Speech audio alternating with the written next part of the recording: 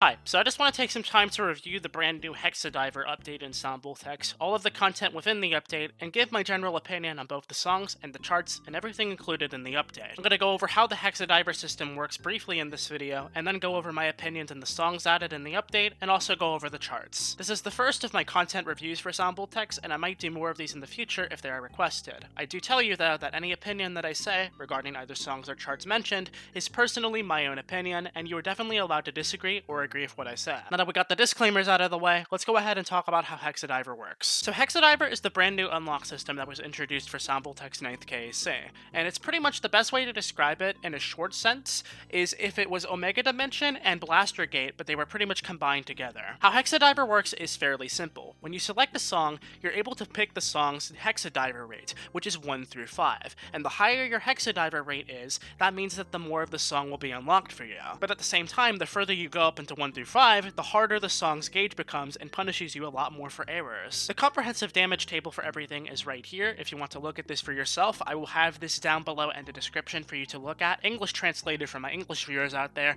but I think this is a very good system. I didn't like it that much at first, but it gives you so many more options compared to Omega Dimension that it's really useful. So I'll give Konami credit. Good job for not coming up with an entirely obnoxious unlock system this time. So for the Hexadiver update itself, there was a total of 3 19s, 3 18s, and 1 level 20. So I'm going to give my opinion on the 18s first, then the 19s, and then the final one being 666, the 20. So let's give our starter 18 to Samurai Tiger, which is a chart that has not been very popular within this update because it's quite more on the technical side, but holy fuck do I love it so much. It's definitely very easy to hate as a chart. It has many unconventional patterns and a lot of stuff that's incredibly unique to just this chart, but I think that's what makes the chart great in a sense. Not a lot of patterns that you'll see in other Voltex charts. I also thoroughly enjoy the song. It's a massive bop, at least in my opinion. Like, I disliked the chart at first, but it's one of those moments where you don't like the chart, but you just stay for the song itself. So then naturally after that, the chart itself just kind of grew on me. With that being said though, with this song being incredibly unique in patterning, that is also a massive fuck you to anyone trying to sight read this song. So naturally, if those into accountability of the song being difficult to sight read and just really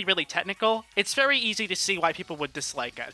But I'm a huge fan for this type of technical stuff, and I really hope to see more of it in Voltex charts. Samurai Tiger is good, and it's definitely one of my favorite songs and charts of this update.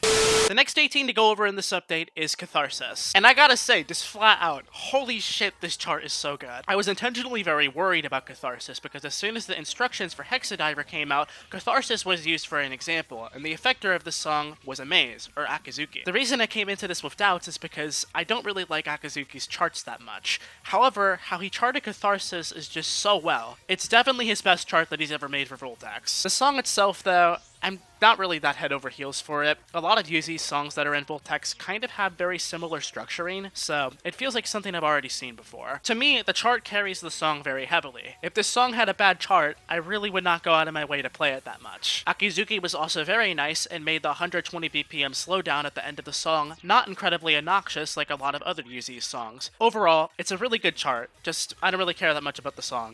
We're on to the final 18 of this update, which would be Zennith. My first impressions of this chart is this is a really hard 18, and I'm serious when I say that. Zennith is a really hard 18. There's a really brutal chord run in the song that happens about 3 times, one at the beginning and twice at the very end. Song-wise though, really good. It slaps very hard, and I'm a huge fan of it. Zennith's chart is unfortunately not perfect though. There's a couple errors here and there that probably should be hotfixed in the future. I don't know if they will, but the chart itself past that is quite difficult, and to me it is the hardest 18 of this update. Overall, my opinion on Zennith is that it's a very good song with a very solid chart to complement it. That's all for 18s though, we're moving on to the 19s now. The first song I cannot pronounce. I think it's Nithin? Nithsin? I'm just gonna go with Nithin for now. I was definitely not expecting it at TN 19 for KAC, but I'm all for it, and this chart and song is just so good. I just need to talk about how unique this song is, though, for a moment, because, like, there's 3 different sections in this song, and it's very great. The first half of it being very melodic and kind of holy sounding. In the middle, it transitions out of that to be a much more harder or brutal sounding song, and the transition into that is absolutely fantastic. Once again, towards the middle of the song, it transitions to this more guitar-based part, which sounds very good, and the flow is also really well. The final half being the climax for the song and being a lot more techno-based and a lot more of a Tia style. Just realized there was 4 changes, not 3, my bad. The song itself is incredibly unique, and I found myself to have it grow on me very quickly.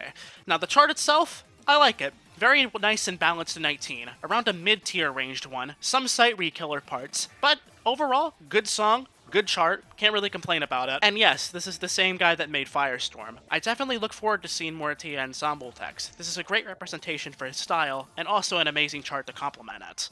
The next 19 in this update is Reviver, and my first initial comment on this song is, it's been a while. To give some retrospect, the last time that we even got a Black EXI collab in Voltex was all the way back in Voltex 2 with Innocent Tempest, so me being an old head in the Voltex community, I was definitely very thrilled to see this song in the Contest of Winners. The song itself, though, I'm not going to give as many comments as I did for Nathan, though, because there's not really that much to say. It's Black EXI. If you've been playing Voltex for a while, you definitely will enjoy these artists collab together. Now the chart, though, on the other hand, holy shit is this a hard 19. Keeping up the trend in Voltex, like almost every XI song in Voltex, Ether 99 was the effector or the charter for this song. And once again, I think he nailed it spot on of keeping a nice, consistent base of difficulty while not overdoing the entire thing. The chart itself is hard, but it doesn't truly kick in until the ending, which it just goes into complete overdrive mode. For the ending of this song, you start off with this extremely fast trill that goes across all of the buttons, a typical one-hand section,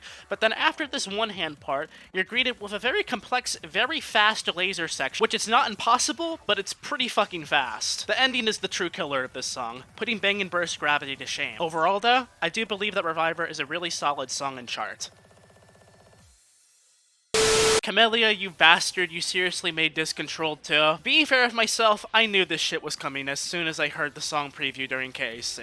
I was internally like, this sounds really similar to Discontrolled in the background, but just with vocals. But this is the final 19 of this update, which is City That Lost Colors by Camellia, featuring Camellia. Good meme, bucko. I'm a fan of the song, I'll admit. The last couple of Camellia songs of Amani I was not a huge fan of. However, I will definitely not bitch at more Machine Gun Style by Camellia. Camellia's vocals complement this song very well too. You can remove the vocals and the song would also be just fine, but the vocals really give it that nice kick for this one. The chart though, it's Discontrolled too.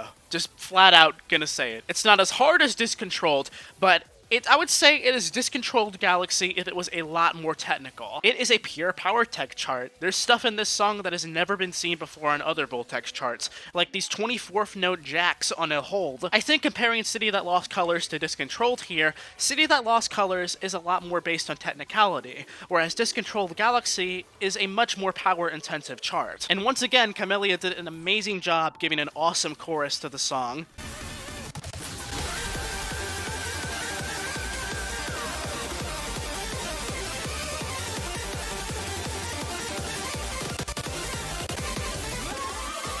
Camellia is a guy that's hard to hate. He's been a staple in Voltex since the very beginning. I, however, will note that City That Lost Colors is definitely a step in the right direction in terms of music productivity. His Memelia songs like Screw Oh Oh Screw or Spatoral Shockwave Syndrome were just definitely not my thing, but I vibe with City That Lost Colors very well. Overall, song is good. Chart is good. I definitely see a lot of people hating it though, like Discontrolled. More or less hating this one more because it's more based on technicality. Alright. It's the big one. For the grand winner of the contest, I absolutely was not expecting Rough Sketch to be the winner of the 20. And I am not disappointed. This is Rough Sketch's best Bamani song by far. The song is absolutely incredibly well produced. It does a very good job at introducing itself as a boss song very early on into the song. It really truly gives off that hellish vibe throughout the entire song. Obviously going off of the song name 666, he really did nail it on the head for that. The song is just so good. Like, I literally can't even say more about it. It's a journey from beginning to finish. The chart, though, I'm not a fan. I'm sorry, I'm not a fan of the chart. Like, once again, the song is great. I love it, just I am not a huge fan of 333 BPM chord rolls. They're uncomfortable to hit and very unfun to play. Now the song's gimmick with the lane split is actually not as scary to read as it initially seemed during KAC. Sure, I mean it's weird at first, but once you get the gimmick down and understand everything, it's not that bad to read. Really, it isn't. It does definitely add a 4 embedded difficulty for the ending though, cause it's brutal. It's a really, really hard ending. Now, the ending with the chord slap, I'm also not a huge fan of that either. You near one note, or if you error once, you're fucked. Like, that's basically it. You lose right there. I do think Konami did an absolutely incredible job with the visuals for this song, making it feel like a true boss battle, or as if it was the final boss of Sound Voltex. My take on 666 is that the song is incredible, but I just think the chart has so many uncomfortable parts in it where it just really does not make it fun for me to play. It's one of those moments where, like, you know, as I said, you stick around for the song and not necessarily the chart itself. Now, briefly going over the 18 for the song at the end, I like it a lot more than the maximum. It plays a lot better, it flows really well, and the ending isn't as bad. It's just a really long effects jack, which isn't that hard, but once again, if you near it or if you error it, you're essentially fucked. My final impressions on Hexadiver 1 is that it was a very good Sound Voltex update. It's very clear that Vivid Wave has been trying to push more for quality instead of quantity, whereas Heavenly Haven, they pushed out updates and shat them out every week or 2 weeks or so, whereas with Vivid Wave, they take their time with them now, and spend around a month or maybe more than 3 to 4 weeks on them, which I really do appreciate that, so we can actually sit back and consume and absorb the content. The songs are great, the charts are good, I got no complaints here. Do let me know how you feel about Hexadiver down below in the comment section though, and if you enjoyed this video, leave a like on it. I'm Kitten, see you all later, peace.